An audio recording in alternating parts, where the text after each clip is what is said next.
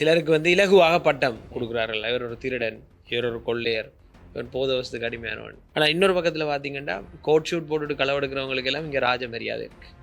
அவங்களுக்கு ஒரு பிரச்சனையும் இல்லை. திரைசேரி சம்பவம் ரங்க ராஜபக்ஷ என்ற அந்த அதிகாரியினுடைய மரணத்தை அடுத்து வேறொரு திசைக்கு சென்று கொண்டிருக்கிறது. இவருடைய மரணமானது விசாரணைகளுக்கு மிக பெரும் ஒரு இடையூறு என்று குறிப்பிடப்பட்டிருக்கிறது. இங்கும் சிலருடைய திட்டமிடல்களுக்கு ஊடாக நடந்திருக்கலாம் என்ற சந்தேகம் வலுக்கின்றது. அதாவது உயர் அதிகாரிகள் அல்லது சாமானிய அதிகாரிகள். போஸ்ட் ஆஃபீஸ் யுஎஸ் போஸ்ட்டுக்கு அனுப்பப்பட்டது போய் சேரு. அதுவும் சாதாரணமாகத்தான் இருந்திருக்கிறார்கள், யாருக்கும் தெரியாது. கடைசியில் அமைச்சரே சொல்கிறார், உங்களுக்கு இன்னொரு விடயம் தெரியுமாண்ணா, நான் இன்னொரு விடயம் சொல்லட்டா அப்படின்னு சொல்லிட்டு அவர் சொல்றார். நூரலியா கூட்டத்தில் ஜனாதிபதி சொல்றாரு, ஆமாம் இந்த வருடம் வந்து கொஞ்சம் தீர்மானமிக்க வருடம், பல பேர் உள்ள போகக்கூடிய வாய்ப்புகள் அதிகம். அது மட்டுமில்லை, உங்களோடவே இல்லை, ஊழல்வாதிகளை பிடித்து உள்ள போடுவதால மக்களோட வீட்டில் வந்து பெரிய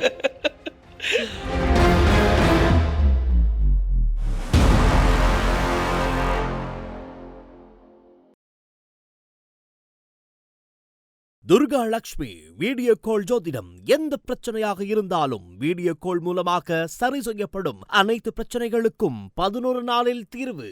லங்கா ஸ்ரீ நேயர்களுக்கு வணக்கம்.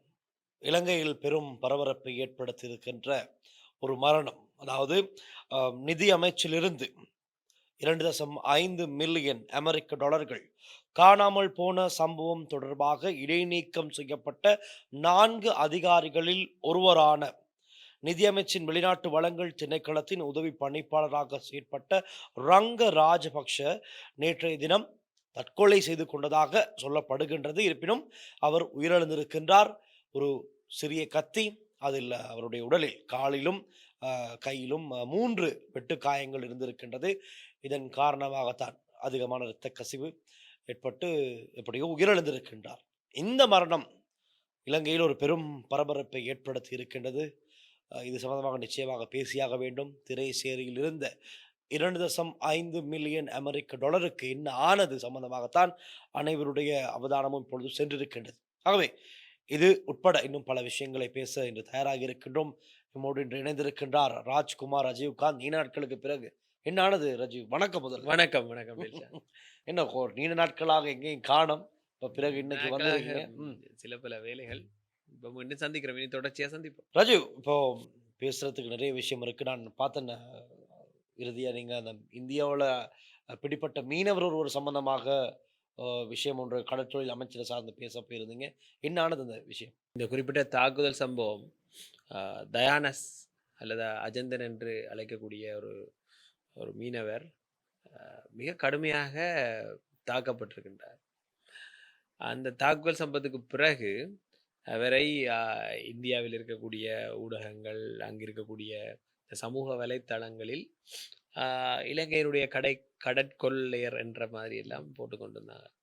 இது இப்படி இருக்க, இலங்கையிலும் பலாலி என்கின்ற இடத்திலே, யாழ்ப்பாணத்திலே அங்கிருக்கக்கூடிய இந்த மீனவ சங்கங்கள் இவர்கள் வந்து அங்கு இந்திய மீனவர்களிடம் வலைகளை பறிக்கின்றார்கள், அப்படியான சம்பவங்களில் ஏற்கனவே ஈடுபட்டிருக்கின்றார்கள் என்ற மாதிரியான சில செய்திகளை சமூக வலைத்தளத்தில் சொல்லியிருக்கின்றார்கள்.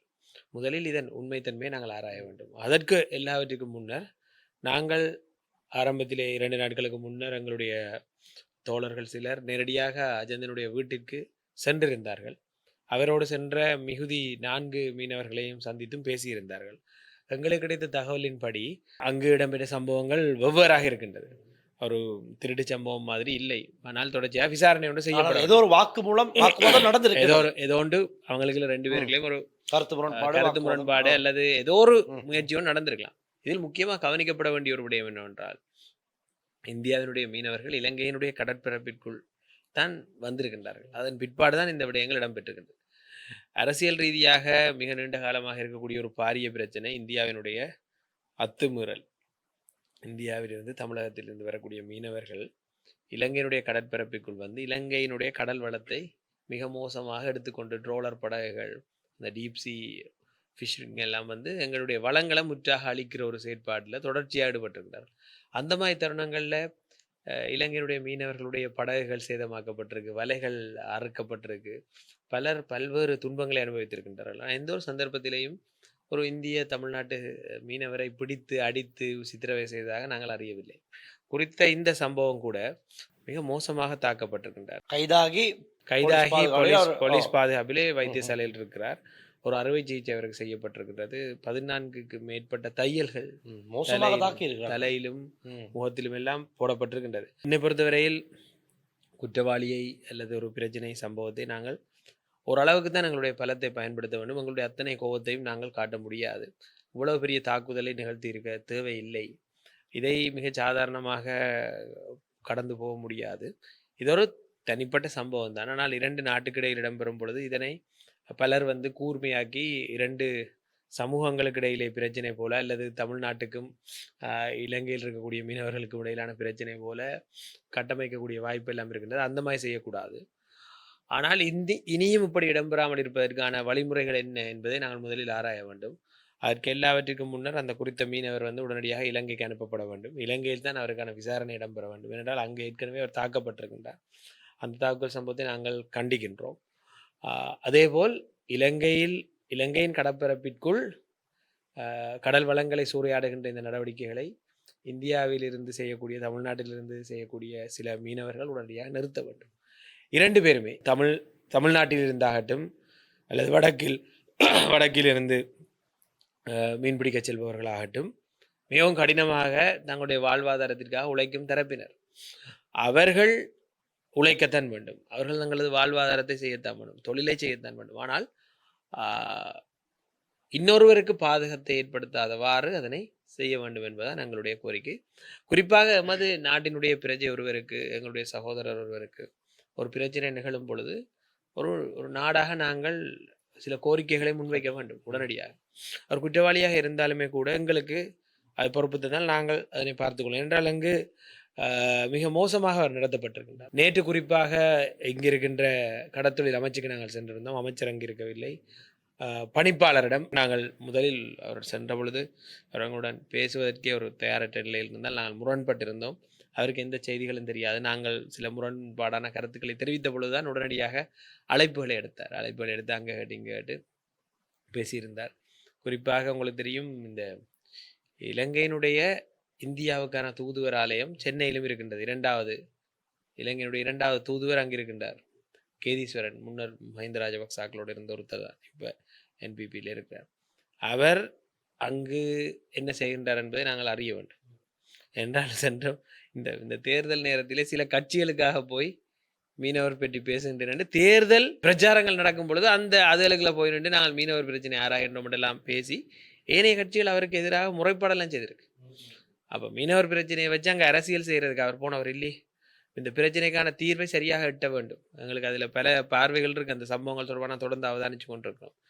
குறித்த அந்த துணை தூதுவர் கேதீஸ்வரன் என்கின்ற நபர் இந்த சம்பவம் தொடர்பாக என்ன செய்திருக்கின்றார் என்பதை நான் ஆவலாக பார்த்து கொண்டிருக்கிறேன். நான் நினைக்கிறேன் சமூக வலைத்தளங்களிலும் ஒரு வீடியோ வைரலானது. இலங்கையர்கள் நிறைய பேர், யார் இந்த நபர், இவருக்கும் இங்கு இலங்கைக்கும் என்ன சம்பந்தம் என்று நிறைய பேர் கேட்டிருந்தார்கள். அவ்வளவு பிரசித்தமாக இல்லை. இவங்க தங்களோட அரசியலுக்கும் சுயலாபங்களுக்கும் செயற்படுற ஆட்களால் ஒரு நன்மையும் இல்லை. இந்த விடயங்கள் தொடர்பாக ஒருவரோட அடித்தட்டில் இருக்கக்கூடிய உழைக்கும் நபர் ஒருவர் அல்லது யாராலும் சரியாக முறையிலே பாவிக்கப்படாத ஒருவர் அல்லது சமூகத்தால் கொஞ்சம் பின்தங்கி வைக்கப்பட்ட ஒருவருக்கு பாதிப்பு வரும்பொழுது நாங்கள் அவர் பக்கம் நின்று பேசுவோம். சிலருக்கு இலகுவாக பட்டம் கொடுக்குறார்கள். இவர் ஒரு திருடன், இவர் ஒரு கொள்ளையர், இவன் போதவசத்துக்கு அடிமையானவன். இப்படியான ஆட்களுக்கு எல்லாம் மிடில் கிளாஸ் பீப்புள் அல்லது ஒரு தங்களை உயர்வாக நினைக்கின்ற ஒரு தரப்பு என்ன நினைக்கின்ற என்றால், அவர் செத்தாலும் பரவாயில்லை, அவரை அடித்தாலும் பரவாயில்லை, அவரை கொன்றாலும் பரவாயில்லை. ஆனால் இன்னொரு பக்கத்தில் பார்த்தீங்கன்னா கோட் ஷூட் போட்டுட்டு களவெடுக்கிறவங்களுக்கு எல்லாம் இங்கே ராஜ மரியாதை இருக்குது. அவங்களுக்கு ஒரு பிரச்சனையும் இல்லை. பல பேர் திருட்டு வழக்குகளோட பல பிரச்சனைகளோட நிம்மதியாக வாழ்ந்து கொண்டிருக்கிறார்கள். அடித்தட்டு மக்கள் சில வேளைகளில் அவர்களது சமூகம் இருந்த சூழ்நிலையில் அவர்கள் புறக்கணிக்கப்பட்ட காரணத்தால், சரியான கல்வி சரியான வளங்கள் ஒதுக்கப்படாத காரணத்தால் ஒரு சிலர் தவறான பாதைக்கு செல்கின்றார்கள். அவர்களை ஒட்டுமொத்தமாக சமூகத்தை விட்டு ஒதுக்குறது மட்டுமில்லை, அவர்களை உலகத்தை விட்டே போனாலும் பரவாயில்லை என்ற அளவுக்கு இந்த மைண்ட் செட் இருக்கு. எனக்கு இப்படித்தான் இருக்குது நிலைமை. ரைட் ராஜீவ், நல்ல ஒரு ஆழமான கருத்து தான் நீங்கள் முன் வச்சுருங்க. ஆனால் இன்னொரு பிரதானமான விஷயம் இருக்குது. நான் ஆரம்பத்திலே சொன்னேன், இந்த திரை சேரி சம்பவம் மிகவும் ஒரு பரபரப்பை ஏற்படுத்தியிருக்கிறது. இது ரங்க ராஜபக்ஷ என்ற அந்த அதிகாரியினுடைய மரணத்தை அடுத்து வேறொரு திசைக்கு சென்று கொண்டிருக்கிறது. இப்பொழுது விசாரணை அதிகாரிகள் குறிப்பிடுகிறார்கள், இவருடைய மரணமானது ஏற்கனவே திரைசேரியில் தொலைந்து போன காணாமல் போன $2.5 மில்லியன் அமெரிக்கன் டாலர் தேடுவதற்கு விசாரணைகளுக்கு மிக பெரும் ஒரு இடையூறு என்று குறிப்பிடப்பட்டிருக்கிறது. என்ன நினைக்கிறீர்கள் இந்த சம்பவம் சம்பந்தமாக? குறிப்பாக அந்த சம்பவம் நடைபெற்று கன மாதங்கள் ஆகுது. அது பிறகுதான் எங்களுக்கு வெளியிலே அவங்க சொல்ல வேண்டி வந்தது. நீண்ட காலமாக ஆயிட்டுது. பட் அது என்ன பிரச்சனைண்டா, குறிப்பாக அனுரவினுடைய அரசுக்கு ஏன் மக்கள் ஆதரவு கொடுத்தாங்க? நீங்கள் என்ன நினைக்கிறீங்க? ஏன் ஆதரவு கொடுத்துருப்பாங்க? ஒரு மாற்றம், சிஸ்டம் சேஞ்ச், ஒரு பொறிமுறை மாற்றம். அடுத்தது வந்து ஒரு நீண்ட காலமாக மக்கள் அந்த ஊழல் என்ற பிரச்சனையில், குறிப்பாக ராஜபக்ச தரப்பு ஆட்சி செய்த பொழுது மிக மோசமான ஊழல் சம்பவங்கள் எல்லாம் பதிவாகி இருந்தது. ஊழல்வாதிகளால் இந்த நாடு நாசமாக்கப்படுது, சூறையாடப்படுது. அரசியல்வாதிகள் ஒரு மிகப்பெரிய செல்வந்தர்களாக வாழ்கின்றார்கள், ஆனால் மக்கள் ஏழ்மையில் இருக்கின்றார்கள் என்ற ஒரு பாரிய பிரச்சனை இது. இன்றைக்கு வந்து இந்த ஆட்சி வந்த பிறகும் இப்படியான குறைபாடுகள் எல்லாம் சுட்டி காட்டப்படுது படிப்படியாக. அது மட்டுமல்ல, உங்களுக்கு தெரியும், அனுரகுமார திசாநாயக்க இந்த ஆட்சியை பொறுப்பு ஏற்ற பொழுது வெளிநாட்டு பயணம் ஒன்றுக்கு சென்று வரும் பொழுது $1000 திரைசேரிக்கு மீண்டும் கொடுத்தார் என்பது பெரிய பரபரப்பாக பேசப்பட்டது. கொடுத்த $1000 வெளியில் போனது. இந்த $1000 கொடுக்குறன்றது பிரச்சனை இல்லை. நீங்கள் செலவை கட்டுப்படுத்துறது வேற, உழைப்பை மேம்படுத்துறது வேற, சிஸ்டத்தை சரியாக்குறது வேற. செலவீனங்களை கட்டுப்படுத்துற மட்டுமில்லை, நாங்கள் வந்து கவனஈனமாக விடுற பிரச்சனைகள், அதாவது அநியாயமாக்குறேன்னு சொல்றது, வேஸ்ட் ஆக்குறது இங்கே கூட. இங்கே வீண் விரயம் சரியான அதிகமாக இருக்குது. வீண் விரயம் சரியான வசனமாக தான். இந்த வீண் விரயங்களை வந்து ஜனாதிபதி கருத்திலேயே கொள்றது இன்றைக்கு வரைக்கும் நடந்துட்டு இருக்கு. ஊழல் இன்றைக்கு வரைக்கும் இடம்பெற்று கொண்டிருக்கு. இன்று ஒரு அதிகாரி ஊழல் செய்தால் அது அனுரவினுடைய அரசு செய்கின்ற ஊழல் தான். அரசுக்கு சொந்தமான அரசு அதிகாரி செய்கின்ற ஒரு ஊழலாகத்தான் கருதணும். அப்ப இவர்கள் சில நேரங்களில் அனுர நல்லவர் வல்லவர் என்று சொல்லி கொண்டிருக்கிறாங்க. அப்படி இல்லை, நீங்க நல்லவராகவே இருக்கலாம், ஆனால் சரியான முறையில பொறிமுறையை உருவாக்க விட்டால் அந்த நல்லவர் என்ற பட்டத்தை நீங்கள் இழக்க வேண்டி வரும். நாங்கள் அனுரவினுடைய அரசை ஒரு திருட்டு அரசாங்கமாக பார்க்கவில்லை, ஆனால் இன்று படிப்படியாக மக்கள் வந்து அப்படியான சிந்தனைகளுக்குள் செல்கின்றார்கள். இன்று இவர் சின்ன திருடர், அவர் பெரிய திருடர் என்ற அந்த இடத்துக்கு தான் வந்திருக்கு. இந்த 2.5 மில்லியன் ஆஸ்திரேலியாவுக்கு நாங்கள் கொடுக்க வேண்டிய ஒரு கடனுடைய ஒரு பகுதி, இந்த பகுதியாக செலுத்த வேண்டிய இந்த கடன் ஹேக் பண்ணப்பட்டு போக இல்லைன்றது இப்போ எங்களுக்கு உறுதியாக இருக்கு. உங்களுக்கு தெரியும், எத்தனையோ இமெயில்கள் அங்கே அழிக்கப்பட்டு டொமைன் சேஞ்ச் நடந்திருக்கு. அதாவது இது திட்டமிடப்பட்டு இங்கும் சிலருடைய திட்டமிடல்களுக்கு ஊடாக நடந்திருக்கலாம் என்ற சந்தேகம் வலுக்கின்றது. அதாவது உயர் அதிகாரிகள் அல்லது சாமானிய அதிகாரிகள், உயர் அதிகாரிகளாகவும் இருக்கலாம் அல்லது ஒரு இடைநிலையில் இருக்கக்கூடியவர்கள், இதற்கு பொறுப்பானவர்கள், யாரோ ஒருவர் யாரையோ மாற்றி இதை செய்து முடித்து யாரோ ஒருவருக்கு லாபத்துக்காக இதை நடத்தி முடித்திருக்கின்றார்கள். இந்த பணத்தை துளைக்கிறது யார்கிட்ட பணத்தை நீங்க துளைக்கிறீங்கன்னா மிக கடினமா இந்த நாட்டுக்காக உழைத்து தருபவர்களுடைய பணம். இதுதான் நீங்க பிரச்சனை. நீங்கள் துளைக்கின்ற ஒவ்வொரு விடயமும் மக்களுடைய தலையில் தான் வந்து விழுகின்றது. இதனோடு சேர்த்து உங்களுக்கு தெரியும் $6 லட்சம் ஒன்று இன்னொன்று போஸ்ட் ஆஃபீஸ் யுஎஸ் போஸ்ட்டுக்கு அனுப்பப்பட்டது போய் சேரு. அதுவும் சாதாரணமாகத்தான் இருந்திருக்கிறார்கள், யாருக்கும் தெரியாது. கடைசியில் அமைச்சரே சொல்கிறார், உங்களுக்கு இன்னொரு விடயம் தெரியுமாண்ணா, நான் இன்னொரு விடயம் சொல்லட்டா அப்படின்னு சொல்லிட்டு சொல்றேன். அப்ப இப்ப என்னண்டா நான் கேட்கிறேன், இந்த 2 தான் நடந்திருக்க முடியும், இல்லை இன்னும் எத்தனை மறைச்சு வச்சிருக்கான்னு தெரியாது. ஆனா கேட்டா சொல்றாங்க உள்ளக விசாரணைகள் நடக்கும். உள்ளக விசாரணை இல்லை, ஒரு அரசாங்கம் என்றது அரசாங்கமும் மக்களும் வேறு வேற இல்லை. மக்கள் தான் அரசாங்கம், மக்கள் தான் தெரிவு செய்யறாங்க தங்கள்கிட்ட இருந்து ஒரு பிரதிநிதியை. முதலாவது டிரான்ஸ்பரண்ட், வெளிப்படைத்தன்மை ஒரு அரசுக்கு இருக்க வேணும். உடனடியா எவ்வளவு ஹார்டா இருந்தாலும் மக்களுக்கு சொல்ல வேண்டிய இது கட்டாயம். ஆனா அதை செய்கின்றார்கள் இல்லை. ஏன் நாங்கள் எங்கட என்ன சொல்ற தகவல் அறியும் உரிமை என்றேன் கொண்டு நாங்கள் சட்டத்தை எங்களுக்கு எல்லாத்தையும் அறிஞ்சு கொள்ற உரிமை இருக்கு. இப்போ ஏன் சொல்றீங்க இல்லை, இப்போ இன்னும் எத்தனை பிரச்சனை நடந்திருக்குன்னு தெரியா. நாங்கள் அரசியல் கட்சியாக உருவெடுக்கும் பொழுது என்பிபியினுடைய அரசாங்கம் வருவது நல்லதென்றுதான் நாங்கள் நினைச்சினாங்க. இந்த பாராளுமன்ற தேர்தலில் எங்களுடைய வாக்கியமாக இருந்தது எதிர்கட்சியை மாற்றுவோம். நீங்க ஆளுங்கட்சியா இருங்க, நாங்கள் எதிர்கட்சியா நாங்கள் தான் இருக்கணும். ஏண்டா ஒரு ஜனநாயக நாட்டுல ஒரு ஜனநாயகத்துல சரியான பலமான எதிர்கட்சி ஒன்று உங்களுக்கு தேவை. என்பிபி ஆதரவாளர்கள் நாங்கள் பேசும் பொழுது கூட கோவப்படுகின்றார்கள். அவர்கள் கோவப்பட வேண்டிய அவசியம் இல்லை. அவர்கள் நல்ல எதிர்கட்சி ஒன்றை வளர்த்து விட வேணும். இன்றைக்கு என்பிபி எதிர்க்கிற சரியான எதிர்கட்சி இல்லை எங்களை தவிர. வெளியில் நாங்கள் இருந்து எதிர்க்கிறோம். எங்களுடைய கட்சியினுடைய தோழர்களுடைய கருத்துக்கள் தான் மிக ஆழமாக செல்கின்றது. உண்மையில் நிலக்கரி தொடர்பாக முதலில் பல விடயங்களை வெளிக்கொணர்ந்தது எங்களுடைய கட்சி. ஒவ்வொரு விடயத்தில் பயங்கரவாத தடைச்சட்டம் தொடர்பாக தொடர்ச்சியாக போராடி கொண்டிருக்கிறது எங்களுடைய கட்சி. அரசியல் கைதிகளுடைய விடுதலை தொடர்பாக போராடிட்டு, நிலக்கரி ஊழல் தொடர்பாக போராடி கொண்டிருக்கிறோம். என்று ஒவ்வொரு விடயங்களையும் முதலாவது நிற்கிற நாங்கள். அப்போ இந்த எதிர்கட்சி எப்படி இருக்க வேண்டும்ன்றதுக்கு நாங்கள் ஒரு உதாரணம். நாங்கள் வருங்காலத்தில் பாராளுமன்றத்தில் எங்கட சில தோழர்கள் இருந்தால் இன்னும் சிறப்பாக இருக்கும் என்றதை நாங்கள் எப்போவுமே நினைக்கிறது. எனவே தான் மக்கள் என்பிபி அரசை விரும்புகின்றார்கள், நேசிக்கின்றார்கள். ஆனால் என்பிபி அரசு பிழை விடும் பொழுது அதனை தட்டி கேட்பதற்காக அவர்கள் தயாராக ஒரு எதிர்கட்சிக்கும் ஆதரவு வழங்கவும். இல்லாட்டி நாடு மெதுவாக ஒரு அரச அதிகாரத்தினுடைய கைகளுக்கு சென்றுவிடும். ரஜீவ், எங்க நினைக்கிறீங்க நீங்க இப்ப இதுல எங்க ஃபெயில் ஆகுறாங்க அரசாங்கம்? இப்ப அனுரகுமார திசாநாயக்க ஜனாதிபதி ஆவதற்கு முன்பதாகவே ஒரு சர்டிபிகேட் மக்களுக்கு கொடுக்குறார். என்னன்னு சொன்னா, எங்களுடைய ஆட்சியில் இருக்கின்ற அமைச்சர்கள், பார்லிமெண்ட் உறுப்பினர்கள், பிரதி அமைச்சர்கள் யாராக இருந்தாலும் ஊழல் மோசடியோடு தொடர்பற்றவர்கள் அப்படிங்கிற ஒரு சர்டிபிகேட் கொடுத்தான் வாக்குகளை சேகரிக்கிறார். அதனை அடுத்து பார்லிமென்ற தேர்தலாக இருக்கலாம், உள்ளாட்சி மன்றமாக எல்லாத்துலேயும் ஜெயிச்சதுக்கு அப்புறமா எல்லாரும் உள்ள வராங்க. வந்துட்டு அவங்க ஆட்சி அமைச்சுக்கிட்டு செஞ்சுக்கிட்டு போகும்போது ஒவ்வொரு திணைக்களங்கள் அமைச்சுள்ளுக்கு பிரச்சனைகள் நடக்குது. ஸோ இது நீங்கள் எப்படி பார்க்குறீங்க? இது இந்த அரசாங்கத்தினால் மக்கள் வழங்கிய வாக்குகளால் உள்ளே வந்தவர்களால் நடக்கிறதா, அப்படி இல்லாட்டி ஏற்கனவே இருந்த அந்த அதிகாரிகள், ஒவ்வொரு ஆட்சியிலும் இருந்த அதிகாரிகள், அரசு அதிகாரிகளுடைய பிழை அல்லது வேண்டும் என்று செய்யப்படுகின்றதா, அல்லது எதிர்கட்சியினர் சூழ்ச்சிகள் இதில் இருக்கிறதா? எப்படி பார்த்தாலும் அரசாங்கத்தின் வினைத்திறன் தான். ஏனண்டா இந்த அரசு வர்றதுக்கு முதலே ஒரு 1000 ஃபைலை கொண்டு அடிக்கினாங்க. அப்போ இவங்களுக்கு தெரியும் தானே, சென்ற அரசாங்கங்கள் இருந்தவர்கள் அதிகாரிகள் எப்படியான ஊழல்வாதிகள் என்று. அதிகாரிகள் ஊழல் செய்பவர்களாக இருந்தால் அந்த ஊழல் செய்யாத வகையில் ஒரு பொறிமுறையாவது உருவாக்கும், சரியான பொறிமுறை. இன்றைக்கு வரைக்கும் அந்த பொறிமுறை உருவாகவில்லை. இன்றைக்கு வரைக்கும் டெண்டர் பிரச்சனை இருக்குது தானே. நிலக்கரி ஊழலில் பாருங்க, ஒரு அமைச்சர் பதவி விலக வேண்டி ஆயிட்டு. இது பெரிய ஒரு தோல்வியாக தான் நான் பார்க்குறேன். ஆனால் இதற்கு முன்னர் இருந்த அரசாங்கங்கள் இப்படி பிரச்சனையில் பதவி விலக மாட்டாங்க, தொடர்ச்சியாக இருப்பாங்க. இங்கே ஒரு மாற்றம் வேண்டாம், இப்படி ஒன்று நடக்குது. சரி, ஓரளவுக்கு சிலதை லைட்டாக ஒரு சின்ன ஒரு அக்செப்டன்ஸ் உண்டு அங்கங்கே இருக்குது. உண்மையான பிரச்சனை என்னென்னா, ஒருவர் ஒரு கெட்டவராக இருக்கிறது, நான் ஒரு வில்லன், நான் ஒரு மோசமான நபர் என்றவனுக்கு எந்த ஒரு பயமும் இருக்காது. அவனை தெரியும் எல்லாரும் கெட்ட. இப்போ ராஜபக்சவை பொறுத்த வரைக்கும் அவங்க மோசமானவர்கள், அவங்களுடைய ஆட்சி ஊழலாக தான் இருந்ததுன்றது சர்டிஃபிகேட் கொடுத்தாச்சு. இப்போ அதில் போய் புதுசாக ஒரு ஊழலை பிடிச்சிட்டு ஒருத்தரும் சொல்ல முடியல. ஆனால் உண்மையில பயங்கரம் என்னென்றா, பிரச்சனை அல்லது ஒரு உச்சகட்டமான சிக்கல்கள் என்றா ஒரு நல்லவர், ஒரு நல்ல மனிதர் அல்ல ஒரு நல்ல அரசாங்கம் மிகவும் கவனமாக இருக்கணும் ஒரு விஷயத்துல. வாழ்க்கையிலையும் சரி, நான் ஒரு நல்லவன் என்று முத்திர ஊத்துப்பட்டால் எங்கேயாவது ஒரு சின்ன பிள்ளை நடந்தாலும் என் கதை முடிச்சு.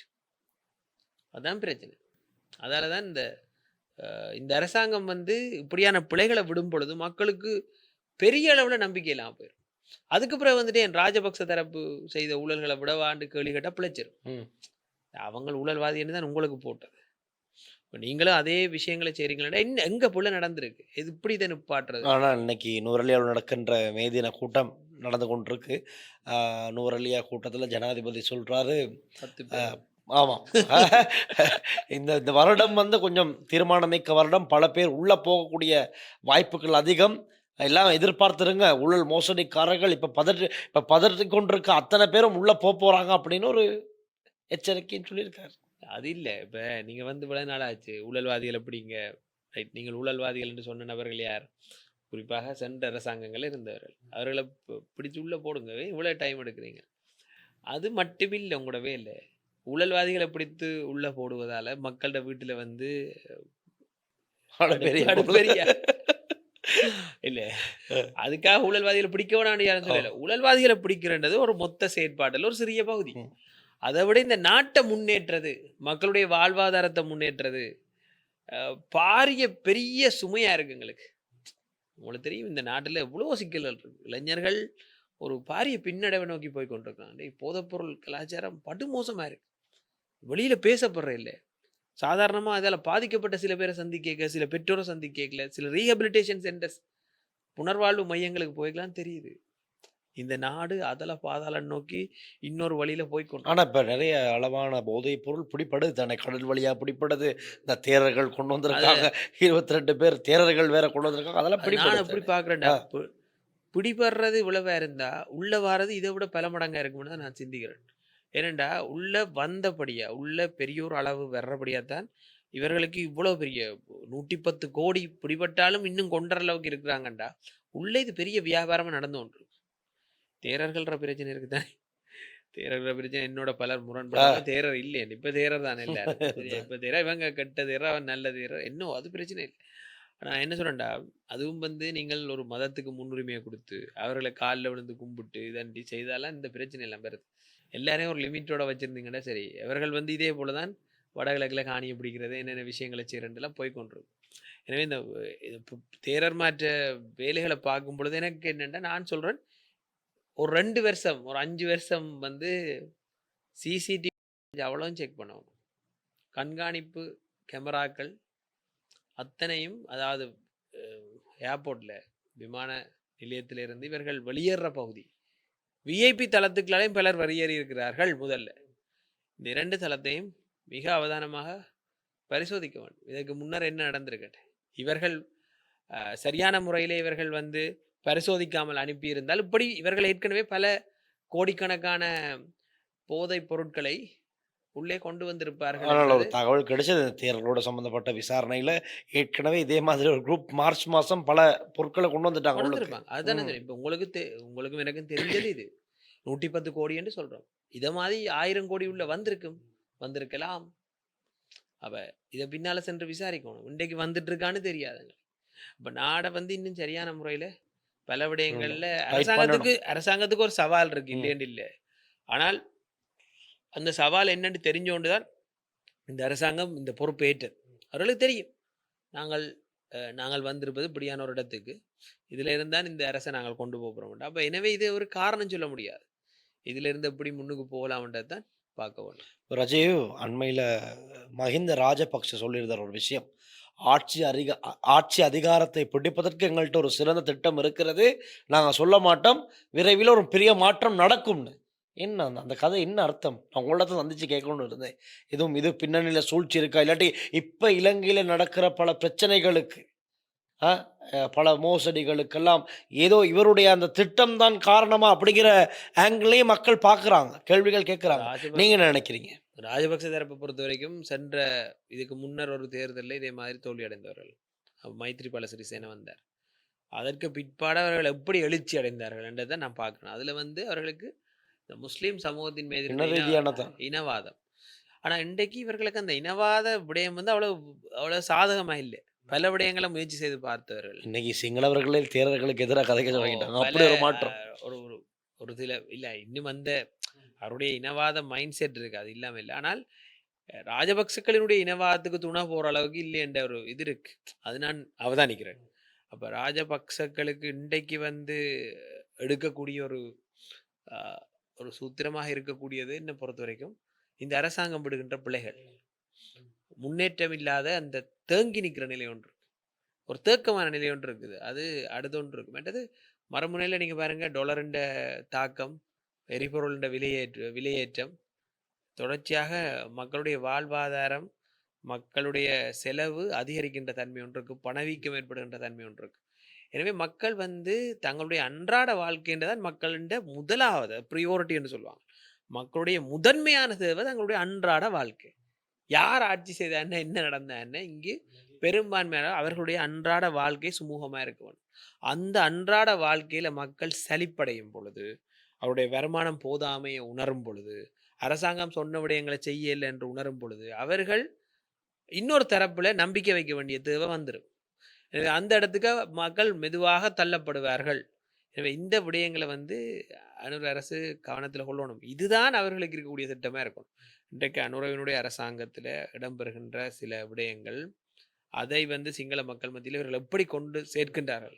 கடைசியாக கூட நான் பார்த்தேன், நாமலினுடைய ஒரு பேட்டி, ஒரு ஊடக சந்திப்பிலே நாமல் குறிப்பிட்டு கூறுகின்றார், நீங்கள் உகண்டாவிலே காசு நாங்கள் வச்சிருக்க மாட்டீங்க, இங்கே எடுத்துட்டு வாங்க.